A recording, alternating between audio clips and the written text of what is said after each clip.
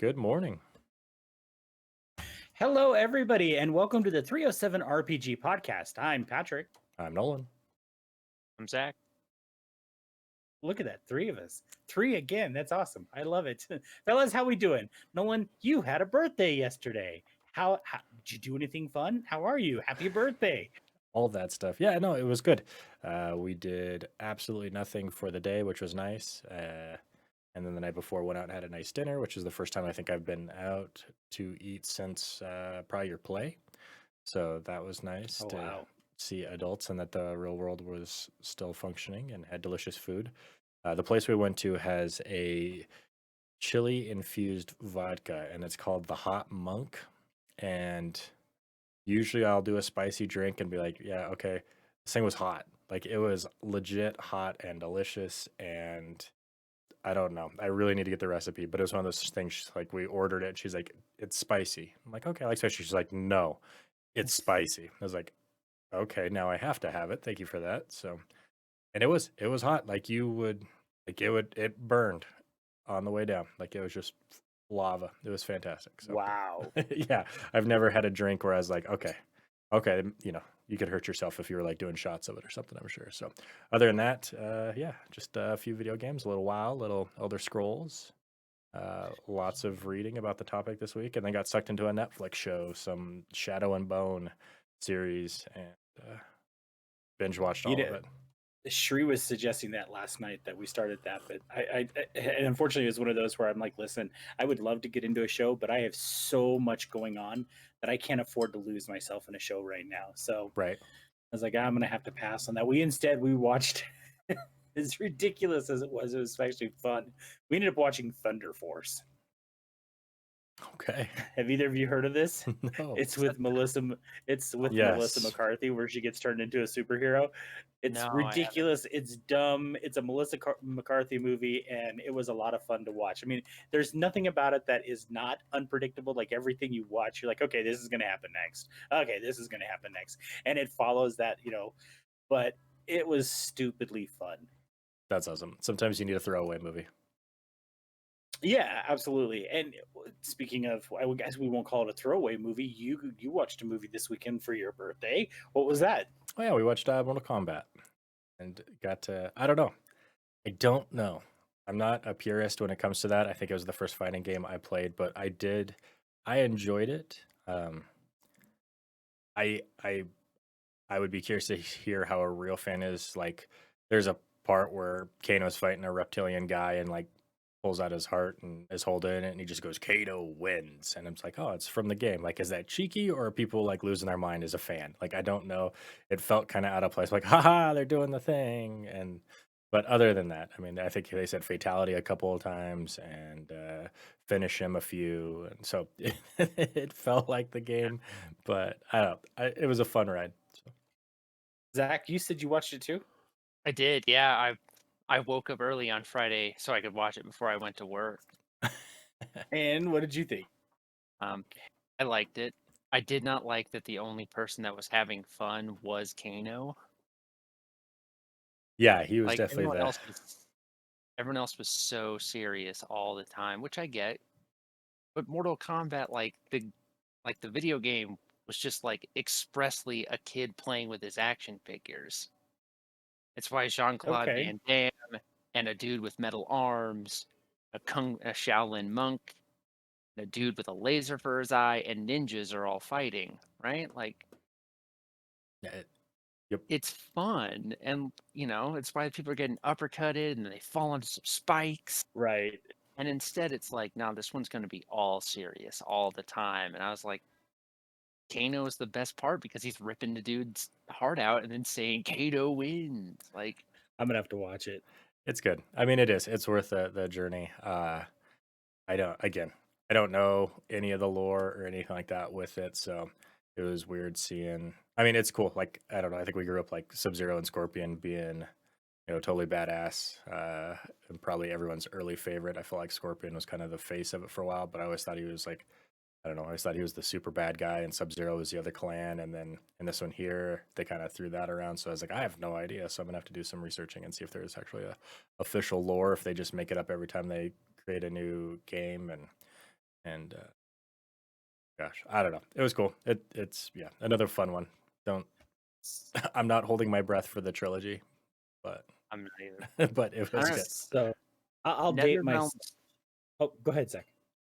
they're one of the few game companies that create single player focused fighting games. Like the Mortal Kombat from like Mortal Kombat like 9 through present, like each one has an in-depth story mode. Like That's awesome. you don't need to play online at all. Like I've never have, but I've enjoyed every single one. And it does fun stuff. So I think they're great games if you can handle like the ultra violence, but like Mortal Kombat and Injustice, in-depth single player. Yeah, Injustice was fantastic. And I think Yeah, so anybody that's got, I think they just, I mean, their ability to ask people like, "Hey, can we have your thing?" and put them in the game, and people are like, "Yeah, do it." So randomly yeah, seeing, you know, uh, Arnold Schwarzenegger's Terminator show up and be a yeah, guy you could play. It's just you never know what you're gonna get. So yeah, I and remember years and years ago when the arcade game first came out, um, and my parents freaking out because, well, I shouldn't say my parents. My dad didn't give a shit. My mom was like, "What the hell?" Like she just happened to come into the arcade. This is on Fort Wainwright in Alaska. My older brother and I were in the arcade when my parents were either at the commissary, the PX, and they had Mortal Kombat. It was like there was a line of people wanting to play it because it had just come out, right? And we didn't get to play, but we got to see it. And it was just one of those few times that my mom and dad, or I think it was my mom, came into the arcade and saw us and saw the game and flipped shit because it was like right at a fatality or drop on the spikes or something like that. And oh my gosh! And then when it was released originally for Sega Genesis, there was like arguments in my house as to whether or not we could get that game. And ultimately, I think my brother and I were like, well, fuck it, we'll just go buy it on our own. And it was one of those where you knew the guy who would sell to you if you were underage. And yeah, so we wait till he was working and we went and bought it, kind of thing. And even then, like, you had to know the blood code to put in to get all the fatalities, to see all the gore. And like, we knew like we couldn't play the game if mom and dad were awake. Well, again, dad didn't care. If mom was awake, you had to play the game clean. You yeah. couldn't put in the blood code. As soon as they went to bed, though, shit was on. Hot blood. Yeah, Yep. it's the I don't know. It's definitely I gosh, how many games have been out and there's no reason for it to go away ever. And every time the graphics update, it is always pushing the boundaries of what can happen. Do a good job. It's one of those things where it's like, okay, it's a Mortal Kombat movie, and you know what to expect ish, but you're hoping it's going to be good, and then you have like little flashbacks of like, what if this is, the D&D movie? Like, is this going to be the scale? Are we going to get this, or are we going to get Lord of the Rings, style? Like, so I'm like, I don't know. No, it was good. It's a good show. Watch it. I'll have to watch it. So it looks like Mortal Kombat originally came out in 1992. So my brother would have been a senior in high school. I would have been a junior. And again, I mean, you guys have to remember in like the early 90s, late 80s, that was the Satanic Panic. That was, I mean, even music, like my brother and I talk about it now, like because he was really into bands like Slayer and Metallica, and we had to hide our cassette tapes from my mom because she would take them. She didn't Yeah, want us listening to them. So, in fact, we had a speaker that was completely cleaned out, like the magnets and stuff were all removed, and we would stack our cassette tapes in there, so she couldn't find them. Thankfully, mom doesn't listen to this show, so yeah. Well, I mean, she can't take them anymore. this is true. Okay. Well, for me, I've been so busy this week, I haven't done anything. Like I said, we were talking earlier. Had to cancel our D&D game this week because I'm required, or not required, but have been asked in such a way that I didn't feel like I could decline to come into work the last couple of days and log some overtime hours to get some stuff done. It's one of the few times that I'm happy that I'm not salaried because usually I'm like, just put me on salary so I don't have to worry about it. Now I'm like, no, I don't want to be on salary. I'll take the overtime. Take it while So you I can. haven't done anything. Yeah, I did get a chance to read through our topic of the night, which is the Ruins of Sybaroum, the Promised Land, which we'll be talking about later. But I did want to jump into Dungeons and Dragons real quick so we can start covering some of the news. There was a change made to the D&D Beyond app. Did either of you hear about this? Did you have a chance to take a look at it? Because I did not. I have not gotten a chance to take a look at it. From my understanding, in the past, if you had the app, you had kind of one that had the books and one that kind of had the characters, and now they'll be together in one spot. So that was kind of my hang up before of getting into it and using it, because I was trying to bounce back and forth Right, between right. two apps. So having the home be one place, I think will help. The big thing that I like about it is being able to download it and have it on the go. So that way, uh, I don't know, somebody wants to actually go camping, I have something to do. Yeah, Yeah, no it's kidding. the character sheet works great. Excuse me. Does it? Yeah, Does it have the dice rolling function? yep. Like I have Rooster pulled up right now, and I can roll an attack roll, and That's awesome. it took no time at all. Like obviously I'd rather That's great. roll the dice, but the fact that it's here, I think it's great for spells. My only issue is that you have to download the source book onto the device before you can access any of the rules. Oh, gotcha. And that's going to take up some space. It takes up some space, and it's also an unfortunate thing where it's like, I mean, it's great to, hey, cat, it's great to download, like Nolan was saying, because I'm want to hit the road, and it's like, well, I'm not doing anything right now, or I'm stuck in the car while someone else drives. I can at least read DMG. Why not? But for Sure. this, you Yeah. have to, like, if I just wanted to look up how the spell telekinesis works, got to download the player's handbook. Oh, gotcha. So that it doesn't have a breakout for that spell.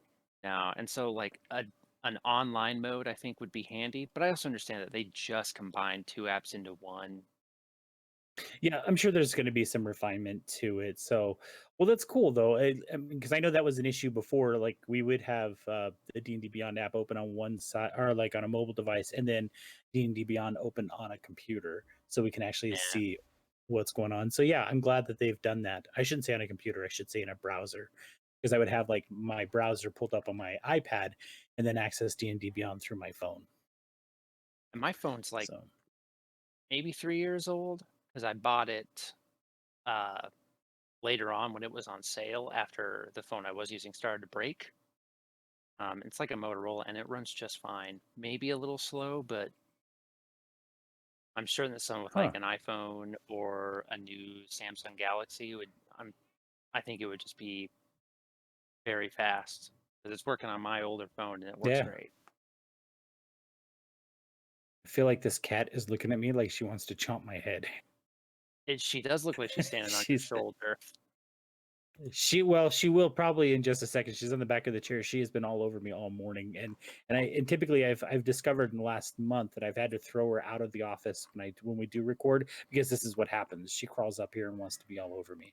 So, which is ridiculous because she's not my cat. She's my wife's cat, and she does not like my wife. She's always with me. She's gonna hate hearing, but whatever. Mm. Other news from D&D, there wasn't any product release or any product updates, but they did recently launch a development blog, and I had a chance to kind of look at that this morning. Did either of you take a look at this? Mm. I have not, no. I thought it was really interesting. It kind of goes into some detail, like it's a way to look behind the scenes, so to speak, like to see exactly what goes into the creation of a book. And they talk about how, like, they get the teams together, they pitch ideas, like I think it's quarterly. They pitch ideas, and if an idea sounds good, they assign a team to work on that idea to develop it further so they could review it. They talk about how it takes 12 to 24 months to create a D&D book from start to finish. They talk about how they have multiple projects that they have worked on all the way to the finish line but never brought to press, which is great because that Wow. means if they do have ideas that they need to access, they can pull those and say, "Hey, we had this. Let's grab that one." Um, and then they just kind of went into like a little bit of like, here's what's going to be happening this summer. Like they've got a couple of books. Obviously, Ravenloft is coming out in a couple weeks. Then they had a campaign storybook scheduled for this summer, a source book, and then another sounds like a campaign storybook scheduled for this fall, which seems about. Oh, sorry, the cat is clawing me. Which seems about right for their timing. But they just kind of go into some of that detail of what it is that the development team goes through as they create books. They did say that the idea is that they want to do these blog posts every 6 weeks, but they can't guarantee that that's going to happen. That is the idea right now. I like it. I thought it was cool that they did this because it does give fans and players a chance to see what does go on behind the screens, because sometimes we just don't know. Yeah, I think most people. I mean, it's not anything I'd ever look at or have an understanding of, or as an impatient player, just being like, "Is there another book?" Right. Yeah. That is all the news I saw for D&D. Did either of you see anything else? No, I think I was just getting ready for the next book. Yeah. Yep, Just yep. nothing Von really. Richten's Guide to Ravenloft. Pretty excited for that one. I'm very excited. I love Ravenloft. I think it's going to be a fascinating book. And I really like the idea, like we talked about last week, about the Adventure League storyline being in Ravenloft. So it actually gives us a reason to have Von Richten so we can pull that information into our Adventure League games. And it gives us, like we were talking about, my son and I were discussing games earlier this week, and we were talking about my frustrations with $50 books. And I've told this to both of you before. Tired of every time D&D puts anything out, it's a $50 book. And I wish they'd go back to releasing, $10 and $20 books, modules, softcover books. In fact, I don't know if I mentioned this last week. I picked up a couple of books for They Came From Beneath the Sea.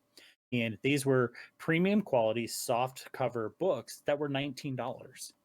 And it comes with like pre-made characters and adventure, things like that. And I thought, that's great. That's the kind of stuff that I think D&D should be capitalizing on, because as we're waiting for anyway, I'm sorry, I digress because we've talked about this before.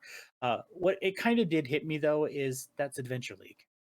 You know, when we want to pick up a module, that's Adventure League. You Well, and can I go think it and depends spend on how you use it $5 or $6. too, right? Like Right. realistically, how long is a game supposed to last from levels 1 to 12?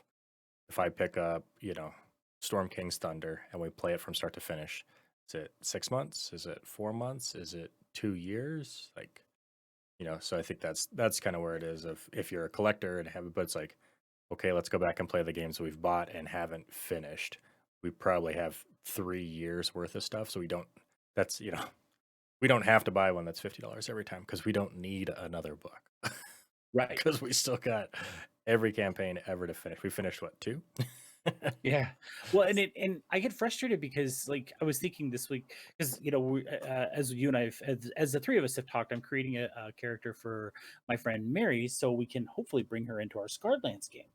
And one of the things that hit me is Nolan and I were talking about, because I think we're going to make a druid, and he was suggesting a certain type of druid, and I went to get into D&D Beyond, was trying to put it together, and I'm like, oh, I apparently don't have that book. So I don't even remember which book it is. So I'll have to go back and look at that. And it's one of those things where like I loved the cover. I love the cover for Von Richten's Guide to Ravenloft. And I'm going to purchase it because Halen has already got it set aside for me. This may be the last physical book I purchase, and I may go the route that Nolan's going now and use D&D Beyond, because it doesn't make sense to not be able to have that. It doesn't make sense to have the book and not be able to use it when I need to in D&D Beyond when I'm creating a character. If I want to use it, I think you can like go to the marketplace and pick things up, like kind of a la carte, if you will. And I'm not going to pay twice for a book. I'm just not going to do it. So Yeah. I may be going to purchasing, and I still like, at least when I purchase a PDF from like Onyx Path or Free League or whomever, I'm getting a PDF and I can print it. I can do whatever I want with it, right? I still have the hang up that with D&D Beyond, even if I download the book, I don't actually have a PDF version of it. I have whatever their e-reader proprietary thing is, and I cannot keep that book. If D&D Beyond closes, that book is gone. And that's some of my frustration with it. But I may be getting over that frustration quickly because I need access to the tools. I can't always depend on Nolan to content share because he's been gracious about it, and it's been awesome, but I can't always depend on it. What if I need a campaign and Nolan, I don't know why this would happen, but what if I'm in a campaign and Nolan's not there? And he isn't content sharing. Like I said, I can't imagine that happening, but It just depends on where you're playing, right? If we're playing at the table, you don't need it. If you're playing online, you don't need physical books. So Yeah. right. I think the greatest trick that D&D Beyond has played is making people think that they are more official than they really are.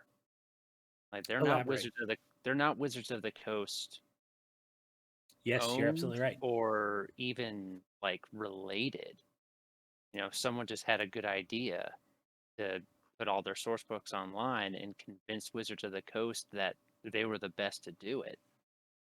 And it's why you'll see a Yeah. lot of discussions on Reddit and forums where people are just like, a physical copy should come with a D&D Beyond code because they don't know that D&D Beyond is a separate company. And I think Wizards of the Coast charges $50 because they can. Yeah, Like absolutely. people are gonna buy it. They got to. This is the Right. premier tabletop RPG. Yeah, absolutely, and it goes right to Magic. I mean, when they put out these sets like Modern Masters or Time Spiral Remastered, they know that the initial price is going to be what it is, the MSRP, and they know that they can short stack that print run, and suddenly now that people are selling it for way more than what it was originally intended, and people will buy it. And we're in a situation now where, although they did loosen some of the in-store restrictions, not for the North America, but they have released some of them, and it looks like North America will be following soon. That paper Magic is not doing as well, so to speak, because there's no big tournaments, there's no in-store play or anything like that. Yet they're still releasing master sets, and they're still selling out.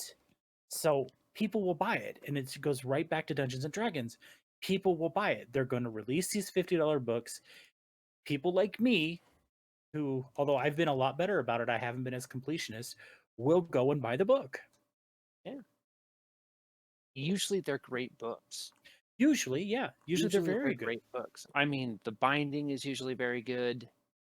Um, there's usually a lot of content. I mean, sometimes there's not, but Sometimes the like layout is terrible, but I I have owned 3 players handbooks and I have given 2 of them away to people just because like they're why not? More people should be involved. I've never had one fall apart. and I've gotten one there have been almost cases. I yeah, have heard of cases where the fallen apart, and Wizards is prompt to replace it. yeah. I mean, you write them, you take a picture of it. Like I guess there was a print run where some of the books were printed upside down. Like you'd open it up and the book is upside down, and Wizards like, yeah, no problem. Send us a picture. Here you go. Here's a new copy. Yeah. I mean, I watch books get destroyed weekly at my job. Yeah, sure you Mm, do. yeah, like a hefty book, like it's just going to tear itself apart from the binding the moment someone opens it up vertically. I've never seen a Wizard of the Coast book do that. Like it's always at least you're getting your money's worth, but it's hard. I agree. I agree. But I go right back to though that I'm tired of always having to pay $50 for a book. And it's not Yeah, just Wizards of the Coast. I mean, a lot of companies, if you're going to buy the core book, you're typically spending $50. And it used to be, I think, 29.95 was the oh my gosh, it's so much money. And now it's, of course, we're bitching about 50. Soon it'll be 100. We'll be bitching about that. Just be getting all our games at Anyway, Drive Through RPG. let's move on. Exactly, which is a fantastic site. So anyway, I do have a link to the development blog if you guys want to check that out. I also have a link to the article that was released about the D&D Beyond app if you want to check that out as well. Those are both in the show notes. Let's hop over to Onyx Path real quick. Not a whole lot going on over there. The Kickstarter for Trinity Continuum Adventure, I believe, has ended, far exceeding their original goal.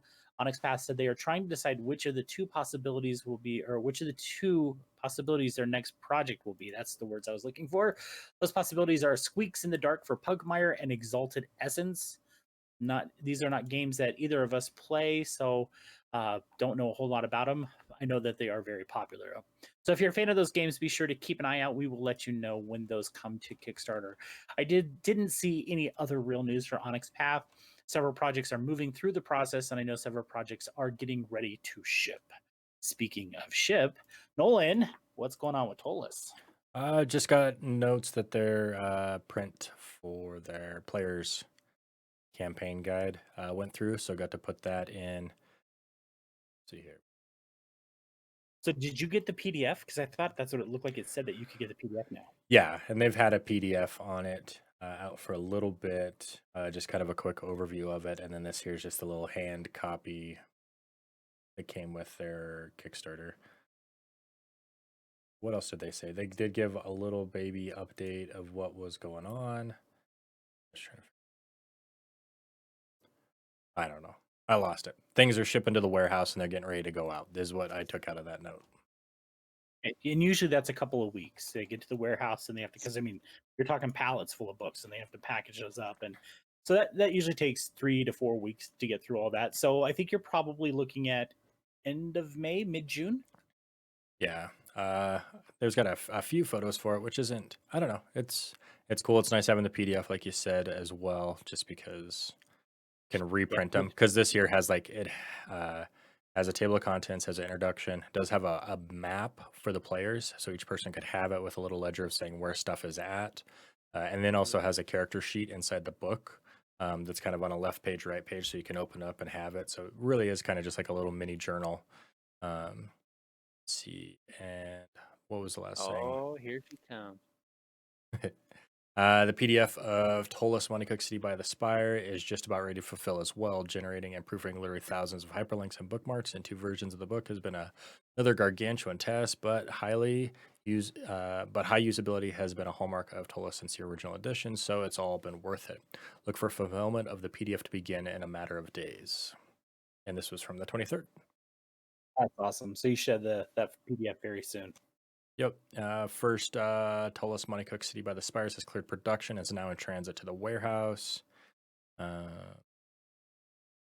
We expect this first wave to reach our North American warehouse next week. It'll take a week or so or longer to get them in the UK or Australia warehouse. As soon as we have them, we begin fulfillment. So, yeah, we're into next few weeks. Should be holding something. That's awesome. I do know that that shipping to those overseas warehouses takes forever. In fact, and Hunters Entertainment just sent out an update for Altered Carbon that said that pallets of books just arrived this week in Greece, Goodness, yeah. which that's a long time. And of course, COVID and all the variations have slowed everything down, which, yeah, it's been interesting. Yeah. Yeah, it's the little things that we didn't think were going to happen when a global pandemic. Everyone Right. was concerned about staying healthy Right. as they should be, but then you got to deal with someone's got to get books from Tennessee to Wyoming, and sometimes that just doesn't happen anymore. Yeah, exactly. Stay healthy Well, out there. cool. Hopefully we see you soon. Let's jump over to Warchief Gaming. This is going to be a new one for us, although we did talk a bit about it about it last week. Zach, I'm going to turn this one over to you because this is the Chris Metzen of World of Warcraft fame. He has formed his own gaming company called Warchief Gaming, along with his partner Mark Gilmartin. They formed this as a tabletop RPG club in Orange County, but they're game designers, so they eventually led them to creating their own worlds. And so, Zach, what can you tell us about Ouroboros? Yeah, I'm gonna stop. Ouroboros. I've heard Coils of the Serpent. like 8 on different Kickstarter. ways.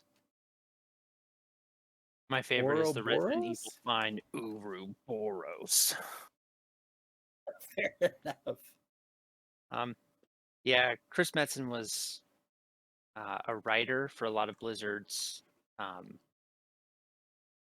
I'd say original work, but like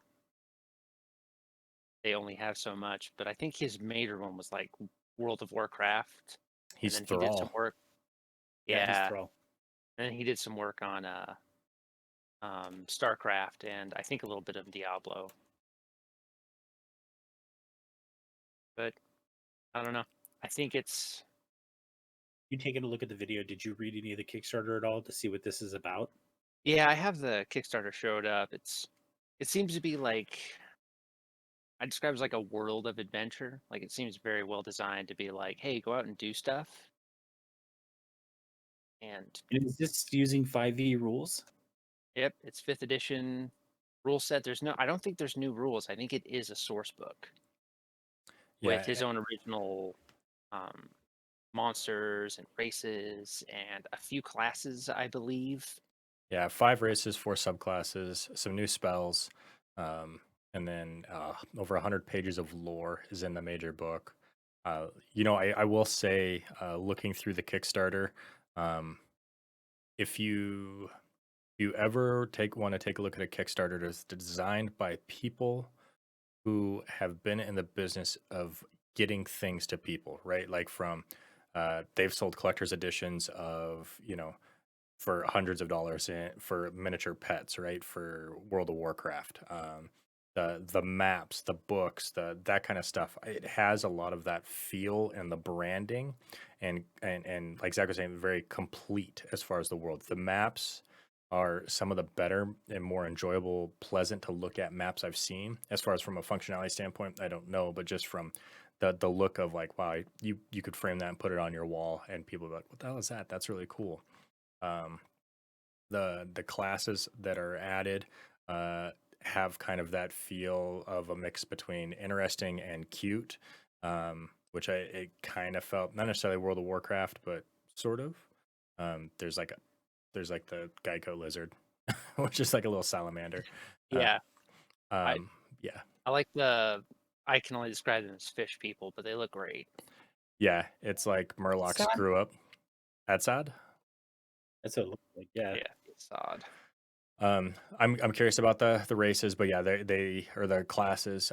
There is like a Wild Keeper is a fighter subclass. Wraithblade is a rogue subclass. Soul Eater is a warlock subclass. Way of Eminence is a monk subclass. So I'm always curious to see people's takes on those.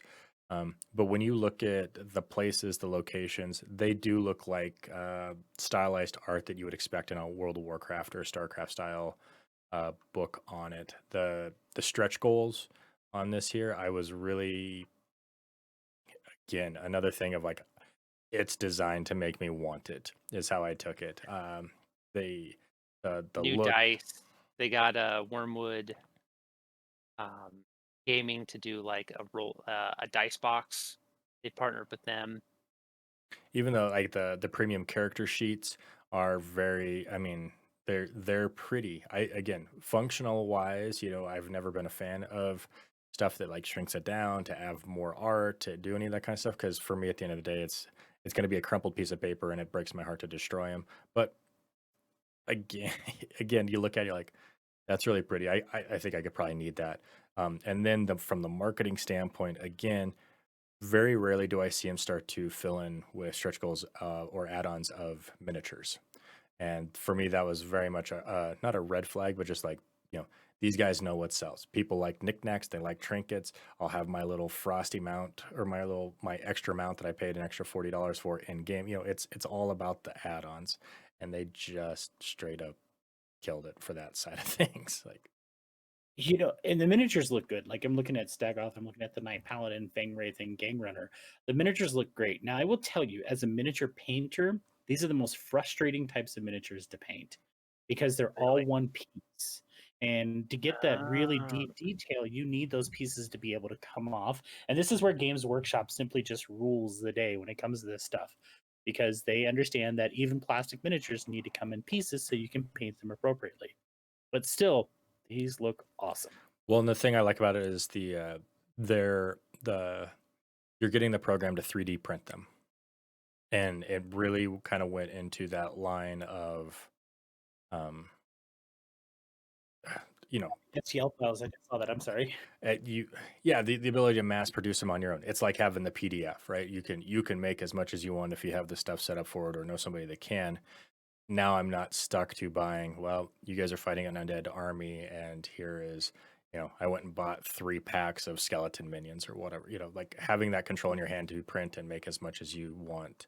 I really liked. A little bit further down in that they've got the city map posters, and just again, Great. beautiful, beautiful, beautiful, the way it's done, the way it's laid out. It has enough intrigue and curiosity to me to be. I really wasn't interested in this game very much until I started seeing a lot of the knickknacks that come with it. And it's not anything about really playing the game other than like if you put this kind of time, effort, and detail into a map, it makes me really curious about what you've done with the world, because you can't get that level of detail, I don't feel, unless you've lived there. I guess is kind of a weird way of putting it, but it reminds me of like EverQuest or something like that. Like each building has a person with an NPC, and it yeah. allows you to live in that world. And so it made me more curious about it. A lot of the stuff I wouldn't necessarily use. I've never been a big fan of the coin side of things. I lose enough stuff as it is, but Yeah. Really, I really tried well put together Kickstarter. Yeah, I've I mean, used the coins. I tried Go ahead, using Zach. coins as like bardic inspiration, and then one time I threw one at Nolan while he wasn't paying attention, and I was like, I almost put a hole in his head. Like, That's how you pay attention. That's how you pay attention. All right, so dude, to get into this Kickstarter, you can obviously do the $10 just because you like them. $25 will get you the digital bundle, which is the PDF copy of the World Book Law Brand source book, or the World Book Law Brand source book, as well as a PDF of the Player's Guide, a short form book focusing solely on the rules players need at the table. For $50, you're going to get the hardcover source book and PDFs. Then it goes on from like $75 up to $125. The maximum you can do is $200, and they've got close to 2,000 people who have bought in at the $200 level. And this includes the collector's edition hardcover slipcase. And Nolan mentioned that they know collector's editions, and they do. If you look at the collector's edition, the picture they have of it, obviously it's a mock-up, but it looks great. You get the collection edition source book Under the Sky or Under the Sun by Mickey Nielsen, set of premium character sheets, Ouroboros dice set, abilities and item card deck, city map poster pack, PDF sourcebook and PDF player's guide, name printed in the backer credits, GM screen, and fold out world map. So that's $200. Obviously, shipping, we have no idea because that'll be later. And the add-ons that Nolan was talking about, like the minis and things like that. And that's the other thing to keep in mind is you cannot get these add-ons unless you're part of the Kickstarter. I mean, once the Kickstarter is over, the add-ons typically go away because these are Kickstarter exclusives. So that's something, if you want, you're gonna have to keep that in mind. But you could easily buy, the $50 level and throw in a couple of add-ons, still spend $100 and be getting like a dice set, a pack of the STL files to be printing, and the source book. So yeah, it looks great. It absolutely does. The mock-up they've done is fantastic. I did watch the video. The video is well done. And I'm sitting here watching the ticker just scroll up. They're currently, the initial ask was $50,000. They are at $818,464 with 6,500, close to 6,500 people backing it, and 26 days to go. yeah. So this is going to happen. This is going to fund. And I cannot imagine that they're going to deliver. Yeah, I'm I curious think to see their subclasses, and I think that was part I'm most excited about. Of again, creating classes for an MMO, if any of that carries over from a standpoint of fun to play, or how they're visualized in the world. Like Ari Salvatore has a background in being a fencing fanatic, and you can feel that play out through his combat, and that's what he's really Yeah. talented with. So seeing somebody, when I see a Wraith Blade, like, I all of a sudden I start thinking about like the potential, and because of who it is, I start to think about it in a video game sense, and like imagine like teleporting or spirits, or like it gets the cog turning of getting me kind of excited about it. So. Yeah. I I agree. also think this is going to determine what a lot of people from Blizzard decide to do with their time, because what I we don't know what's going on, but I mean the director of Overwatch just basically left in the middle of Overwatch 2 and we don't know why. His name's Jeff Kaplan, I believe. You know, David Brevik, the guy that created Diablo, he had to leave a little bit ago and he's making his own video games, I think just by himself now. So maybe he's a part of a company, but he's making games that he wants to make. I think these guys being able to look at Chris Metzen and be like, this guy asked for $50,000 and almost got $1 million. And we're not going to lie, we're talking about him because he worked on World of Warcraft and StarCraft. And Right. I think what Jeff Kaplan does with his time, he can look at this and be like, I don't have to go make another video game. No, and I think we're seeing, I mean, I don't want to say it's a renaissance period for tabletop RPGs, but it really kind of is. I mean, tabletop RPGs are huge right now. And I think, what these game designers who rode the wave of MMOs and stuff are seeing, I mean, let's face it, you probably got into creating MMOs because at one time you were that person who sat in your mom and dad's basement and played D&D, right? You played those role-playing games. That's one of the reasons why you probably got into game design.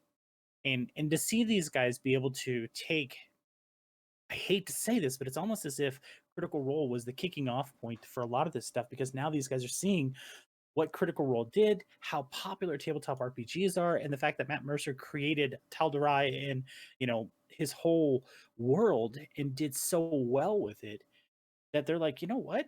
We have worlds too. Why aren't we putting them out there? And shit, people know who we are. Let's write our name and let's put a game out. It makes sense. Yeah. Yeah. Well, and it's it's got to be monumentally easier for somebody like that who has that to sit down and get it out on a piece of paper and go that way versus trying to design a world and then find people to program it, to audit it, to make it like, tabletops, you're creating another MMO is all it is. And you're inviting people to play in your MMO without actually being online. So these are the and things that I'm curious to see, as you said, those creative developers of like, is this would have happened if we would have saw Warcraft 2, right? Or World of Warcraft 2. Like, I had this idea of the story, but EA bought out, the rights to BioWare and they went and did their own thing. Like, well, we had this idea and it was going to go this way, but now we just put Yeah. it down in this book so you guys can play it, and that's how it's going to get to the world. Yep. Yeah. Like, we don't know what Jeff Kaplan's going to do, but maybe he doesn't need to make a video game. Yeah. Maybe he can. Right. Maybe he can go to some indie artists and be like, "Hey, I want to make a 2-hour animated movie, and I know that I can go to Kickstarter and I can get funded just by And saying get it I'm funded. the guy that made Overwatch. Look at Chris Metzen." Right. Yep. Yep. So I'm excited. I am perfectly cool with these creative types that we are so used to from other games, from computer games, from video games, stepping into the tabletop RPG realm and using their skill set to bring tabletop games to life. So I'm all for it. Let's jump to our topic of the night because I did not find anything else. I checked Chaosium, I checked Modifius, I checked some of the other gaming companies. I didn't see a whole lot of news out there, period. So we're going to go ahead and jump into our topic of the night, which we kind of talked about this last week. I think the three of us all got excited about it, which is why we decided to do it this week. Excited. And that is the Ruins of Sybaroum from Free League. What was that, Zach? I'm very excited. Good. From Free League Publishing. This is the Ruins of Sybaroum, the Promised Land for 5e. Now, like I said, we decided we wanted to do a little bit of a deep dive. As we were talking about it last week, as soon as we wrapped up our show, I went ahead and reached out to Free League and just said, hey, we'd love to talk about your game on our show. Is there anything you can send us so that we can talk knowledgeably about it? And Matthias Johnson Hawk, if I'm saying it correctly, I think I am, responded rather quickly saying that he's happy that we're excited for the Ruins of Sybaroum for 5e, but as of right now, there's nothing that they can give us that we can't already access, and that is the free copy of the test of Ruins of Sybaroum on Drive-Thru RPG. I do have a link in the show note for you to check that out. There are several versions of it, so keep that in mind. And I do believe we're all looking at version 2.01. I hope anyway. So that's what we did. We went to Drive-Thru RPG. We grabbed the copy of it, and it is indeed free. Before we dive into this book, I do want to explain what Sybaroum is, and also I wanted to mention that Matthias is like one of the lead writers on Sybaroum, so he knows this system. He knows the game very, very well. So this is directly from Free League's website. It says Sybaroum is a fantasy tabletop RPG often described as dark, gritty, and deadly. It was first released in Swedish in 2014, then translated into English for worldwide release in 2016. Since then, the game has captured the imagination of an ever growing number of gamers, and today the game line encompasses a dozen hardcover books, along with several support products in the forms of card sets, maps, and more. The Sybaroum rule set is a D20 roll under, fully player facing system, designed to be quick, punishing, and easy to get into. Also, it is highly flexible and modular, so those who want more complexity are often numerous optional rules or can easily introduce their own house rules. The game is also flexible when it comes to what types of games it facilitates: action and or intrigue, one-shot scenarios, and or long adventure campaigns, serious stories, and or furious fun. However, one can argue that the flagship of Sybaroum is the acclaimed six-part adventure chronicle, The Throne of Thorns. Each of the standalone but interlinked episodes not only offer a massive adventure, they also introduce new lore, setting information, equipment, ability, and optional rules. That is pulled directly from their website, and obviously it's talking about the original Sybaroum. And this, with the Ruins of Sybaroum Promised Land, that updates the game to 5e, which, again, as we've mentioned so many times, what better way to introduce a game to somebody than letting them know you already know the rules? So, Zach, you're pretty excited about this game, so I'm going to let Very you excited. start with Sybaroum. Tell us, I figure we can just kind of go through the book. I know it's only like 50 pages that we can talk about before it gets into the adventure, but tell us what your initial first thoughts are when you first glance through this book. The 5e version or the original? Let's You can do a little bit of both, but Okay. specifically, let's talk about the 5e version. Okay. Um, I think the big one is that I was very intrigued, so I did a pretty deep dive, and I was able to find on Drive Through RPG the Symbroom original like RPG. I think they're trying very, very hard to turn the original creations that they made and transform them over into fifth edition, That's got where to be a good thing. I think so. And I think a lot of it they're not going to have to work very hard. Like I think a lot of the classes like Barbarian, Symbaroum RPG had like versions that you could create of that. And so I think they're going to have an easy time doing it, but I think magic is going to be the real big difference. Because the way magic works, it doesn't have spell slots. You can just keep casting spells. Now, did they change that for 5e though, and make it so it's spell slots? Nope. The way it works is that every time you cast a Oh, spell, your corruption goes up. right. And corruption's a big deal in the game. And corruption's a big deal. And so I think it's like twice your spellcasting modifier and your something else, maybe your proficiency modifier, and I think it was proficiency. that's the amount of corruption that you can take. So if you can take like 4 things of corruption, you can cast a spell maybe once. And every time you go above your corruption, like there's a chance that something really bad happens. And so I think it's going to be very fun. I like the idea of trying to like gamble, right? Like I cast a second level spell, I got to roll 2d4 and that's how much corruption I get. I can only handle 12 corruption. Yeah, Like if I roll bad, I might get 2 right. spells. I'm Yeah, if you roll double fours, you're going to be like, ugh. Yeah, you're screwed. And so I think that's going to be fun because I don't mind spell slots, but I wish that different spellcasters used different versions in 5th edition. And so I like the idea of it just being like,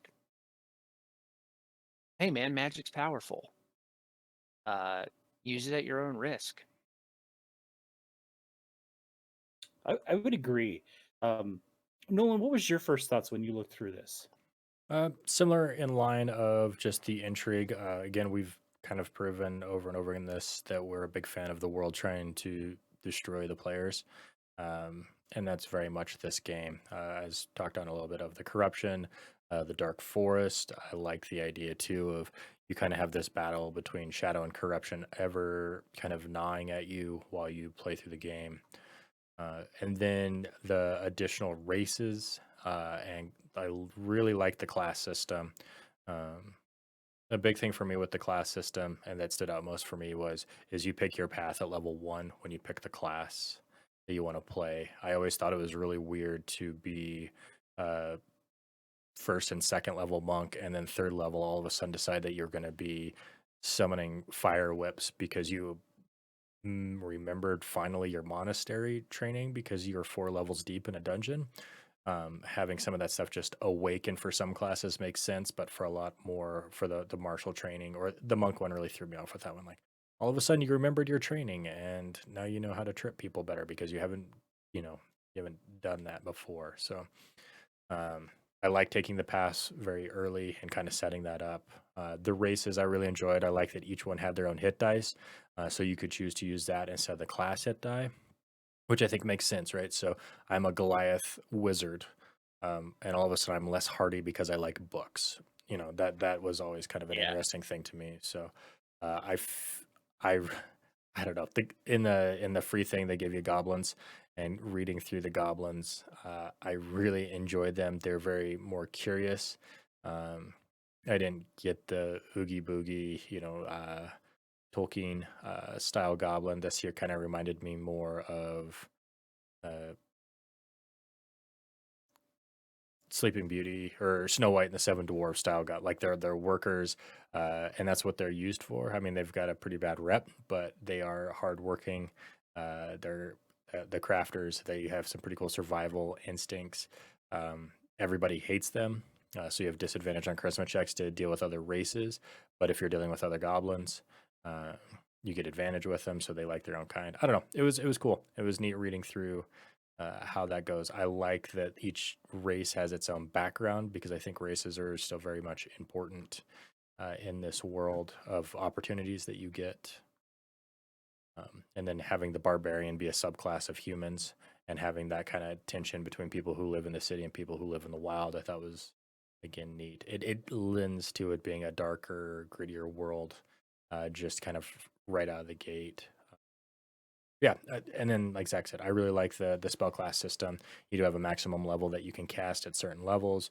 You are punished for casting spells outside of uh, your favorite spells, which I thought was really cool. Mhm. I really enjoy the favorite spell system, where you know a couple spells and that's your bread and butter, so you aren't penalized for doing it. But when you want to reach out and start uh, pulling on that corruption. And that's very much what they say. The world gets very pissed off when the world's out of balance. And it reminds me a lot of like the World of Darkness style, from that Mhm. point where they're messing with they're altering reality, right? And it causes the rifts and the tears. And this is what this is. For Nature. sure, like in Mage. Yeah. Yes, that's what I was thinking of. By you're messing with balance. You're pulling the moisture out of that tree to cause your ice spell or whatever. Nature gets pissed off. Right. I think So also just I think my favorite thing is that when you look at like the rogue, their version of the rogue, you don't need finesse weapons. And this is gonna sound like a real weird complaint, but I don't see the difference between stabbing someone in the back with a knife and hitting someone in the back with an axe. Like, That's fair. I do think some of that stuff is, well, that's just a semantics thing there. But it was but all I like that. you I you think you it's sneak through the defenses and hit them, where it I hurts. And a lung's a lung. It doesn't matter how you get there. I know it's like I I understand that like I understand that, but I want to worship either Gork or Mork. I don't know which one, who is cunningly brutal and one who is brutally cunning. Dude, you Like just mixed in Warhammer. I know, but like we don't know which is which. But like I don't know, create a an orc subclass where it's like, yeah, I'm gonna hit this guy with a great axe, but he wasn't looking, so I get sneak attack. You get advantage. Stop it. Yeah, like I like So, I like the I idea. I think it's I do like the subclass side of things too, just from a standpoint that again, scoundrel taking off uh, what you can do. They kind of showed the explorer, which really sounded like the scout or their version of a ranger. I believe there is a hunter in the game that screams more ranger, but they didn't have that as a choice in the free preview. But the explorer then gets monster hunter, wilderness master, which I thought was really cool. And then I like that they added specialties later in the game, and I can see that it feels like a feat built into the class. So like Mhm. level 6, you get to choose one of the following specialties: marksman, monster lore, or sixth sense. And at marksman, now you can add your backstab damage to range weapon attacks, uh, Yeah. which it brings in. If you were a rogue in 5e, not doing a short bow is kind of, I mean, it's the safest, smartest way to pull off your sneak attacks. You don't need to be in Yeah. melee. You can just look around for anybody that's engaged and just, you know, try and kill still your whole party of like, oh, last hit's mine because you were fighting that guy. So it's really cool. The magic system's really cool. The I don't know. I like it. I really like the layout. And the world is it's just dripping with atmosphere. Like this idea of like one having elves being nasty, you know, like these are magical creatures and they don't think like humans. Well, they're Like Yeah, and they're with the they're old very races. pissed off. Yeah, they're very they're upset. mad, yeah. They're They're very nature pissed. they're nature spirits and humans do not belong here. And just like I like the idea of like arch trolls, trolls that have been around for so long that now they no longer like think in terms of like life and death, and they're just asking people riddles. And you have ogres, which are just things that come out of the forest fully grown, and they're not heinous or evil. Like, you know, like a fifth edition ogre is just a monster.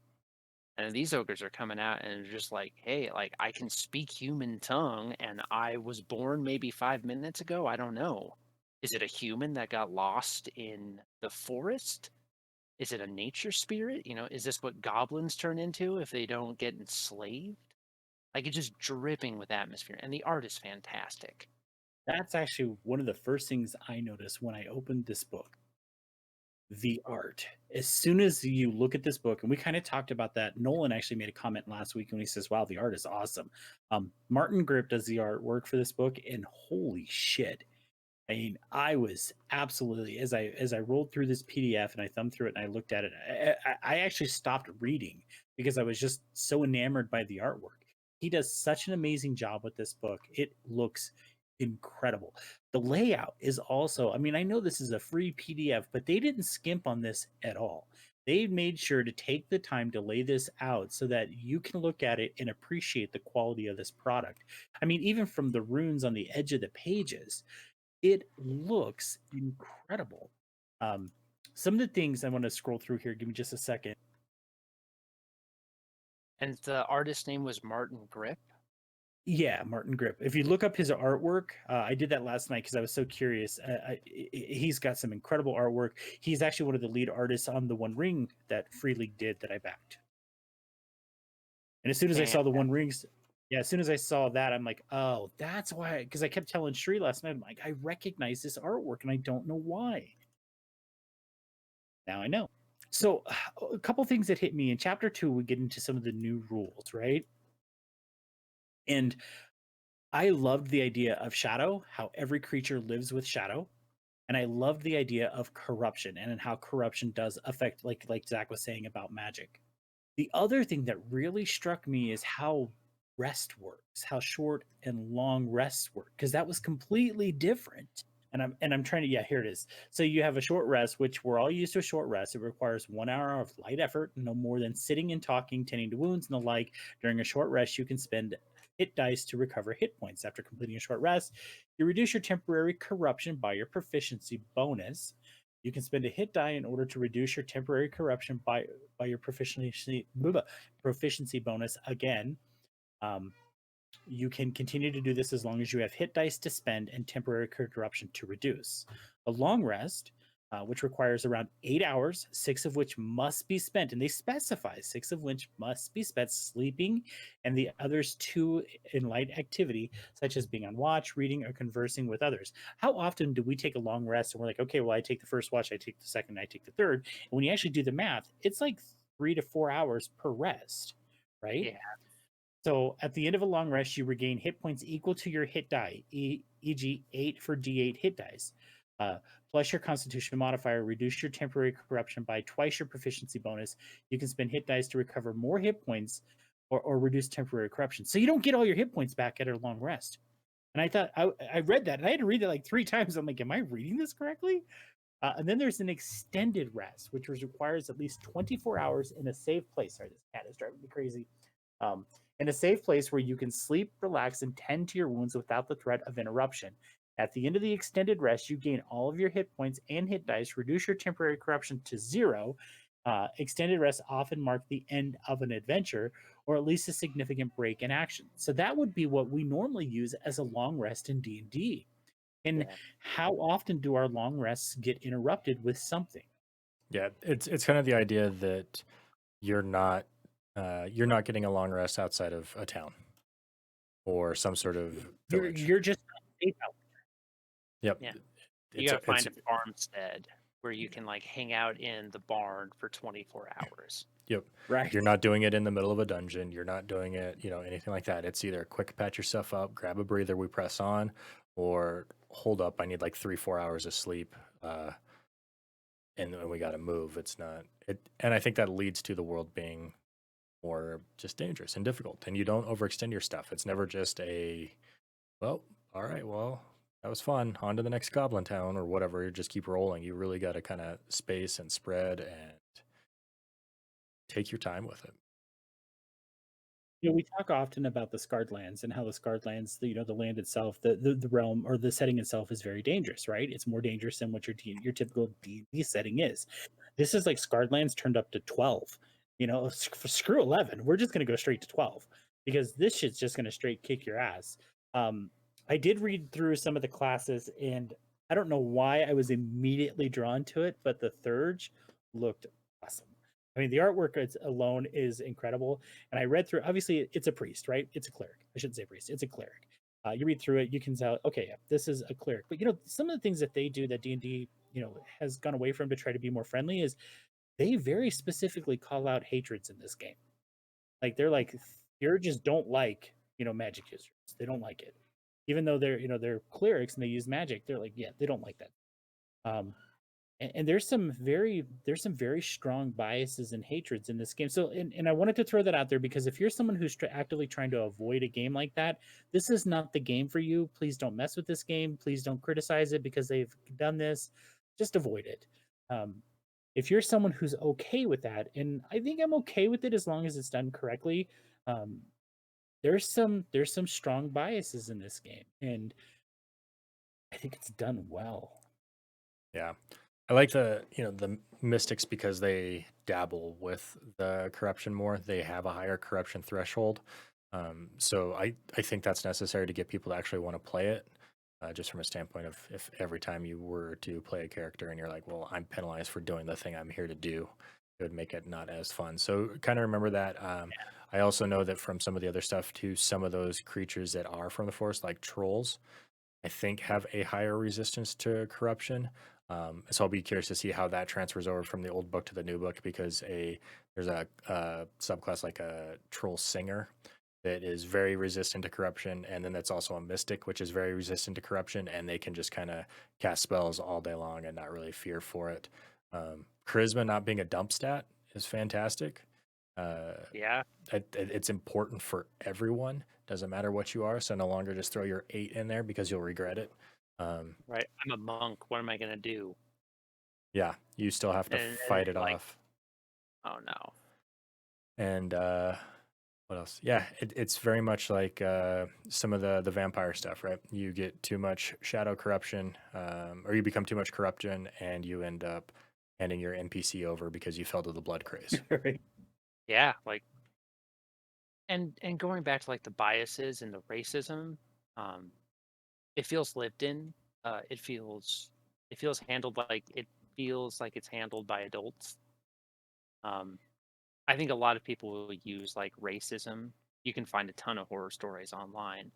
People use racism in their game to act like racists, and they will use it as like a sword to ruin other people's fun. Um, but I think when it's handled, with maturity, like adults, it's a part of the world. It's an unfortunate part of our world. But I can remember Nolan playing a character who's half drow and then finding out that his character that it's not something he had to hide because he was in a party with a bunch of people that had never met drow before. Didn't care. Yeah. Didn't know. Like, And I'm from the mountains, man. I don't even know that there's more than one kind of elf. And And I suddenly his think that goes character right back can, to I think that goes right back to the type of players you have at the game, though, too. If you have players who, like you said, Zach, we're going to use racism as a way to act like fucking jackasses, then that's what you're going to get. But if you have characters who are like, oh, no one's going to play a drow, that's cool. Let's check it out and see how that goes. And I do think, like in the case of our group, like Dom and John and Cherie, didn't necessarily know that the drow were considered to be evil, and that there was a lot of racial hatred. And I do think when Nolan and I first talked about him playing a half drow, we actually acknowledged that and said, okay, because I think Nolan, you and I had a conversation about how, remember, drow are not really looked, kindly upon. Um, but then again, it wasn't something that I ever brought as the DM into the game because frankly, I didn't want to. I didn't want that in the game. And maybe every once in a while I would throw out a comment, but it was like, I don't know if I want to talk to you. I don't know if I trust you because you're a dark elf. But at the end of the day, it wasn't ever something that we really dwelled on. Well, and I think And I think pulling it out as being a character going to Chult, where it didn't matter, it worked out, right? I'm not gonna be a drow in the north and not expect it to not be some weird issues in this, so I think there's a time and a place for it. I didn't I didn't get a lot of that here because I think I don't know. I think some of it has to do with just the art in general, with everything. Like the whole world seems like a shade of gray, just in general. Like there is the goblins are gray, the the humans are gray, and it's not. They're not made after anybody. They're all fictitious beings, right? Like it's like, oh, you're prejudiced against goblins. You hate goblins. You're like, well, they're not real. Like, like it's like Yeah. it's not real. It's like hating a pencil. Like it's just a thing in a game that it's a tool to be used. Like so Yeah. the trolls, the elves being the bad guys, like you won't hear any on that side. And again, it's everybody's fighting. Everyone's fighting to when everybody's fighting to fix something, but none of them can agree upon it. That's hatred. That's in this kind of game. There's this blight, the world's bad, everybody thinks they can fix it or want to live and try and do their own thing, and everybody else is trying to do their own thing, and you just have the personality clashing up against each other. So Just be mature about it, but yep. I don't think it's inherently wrong. Like some games, like you just don't want to include it. Well, and I think right, some of that Like, stuff too on this here, it's like again, they're goblins, right? You have disadvantage with charisma stuff. Okay. It doesn't mean that people aren't gonna you just have a harder time getting along. And I think that's kind of the thing of that's how you handle it. You don't be like, I'm not talking to you, you're a goblin. Like, well, make a persuasion check to see if they'll deal with you. Like, listen, man, I can't be seen serving your kind in here. Get lost or whatever. Like, yeah, I get it. like You at least had the role. You had a chance to. yeah, like everyone should be mature about it. Like it's things that happen in our real life, and there's no like. I understand if people want to play a game and get away from that, but also if everyone at the table understands that we are playing out roles here, we're exploring something that it is heavy. But like we're going to be adults about it. We're not using it to like display our actual racism. Like we're just discussing like this is how this world works. well, I had an incident recently. I say incident very lightly here. I got invited to DM for a seventh grader's birthday party, seventh or eighth grade, I can't remember which. And him and his group of friends. Turned out it was an absolute blast. I had so much fun playing with them and seeing their excitement. And it was a very cheesy story about them saving villagers or children from a group of goblins, right? Yeah. And one of the kids was introducing his character, and he mentioned that he hated, I forget which race it was. I think it was like Dragonborn. He's like, I hate Dragonborn, and will actively try to hurt them. And I was like, well, hold on, stop.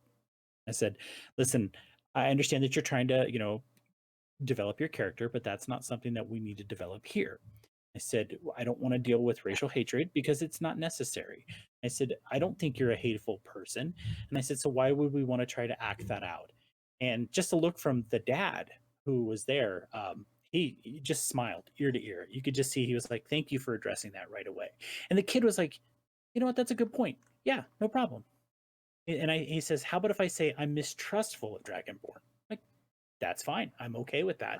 I said, but we don't need to hate them because there could be a Dragonborn that you meet that you like, and it could completely change your perspective and make you learn to trust them more. I said, so let's not say hatred. Let's change how we do that. And he was perfectly fine with that. There's I think that's a great party moment to have a character who's like, nah, dude, like wizards cannot be trusted. Just straight up. Like you are full of corruption. And then to have the wizard be like maybe it's like maybe I don't have a choice, Like or maybe it's like, hey man, like stay in your own lane. And then for the party to slowly come together and learn to trust each other and get over their biases and prejudices, That's good character moment. Absolutely. And those are the kind of things I love, those type of moments. I love seeing characters develop like that and see those inherent or those learned hatreds, if you will, change and learn to respect people and be a decent fucking human being or decent fucking goblin or whatever you want to call it, right? I love those moments. Those are awesome moments. So Yeah. I just wanted to make sure that people understand that those there are some heavy topics, some heavy things in this game. And I don't want somebody to get into this game and be like attacking Free League because they created this game this way.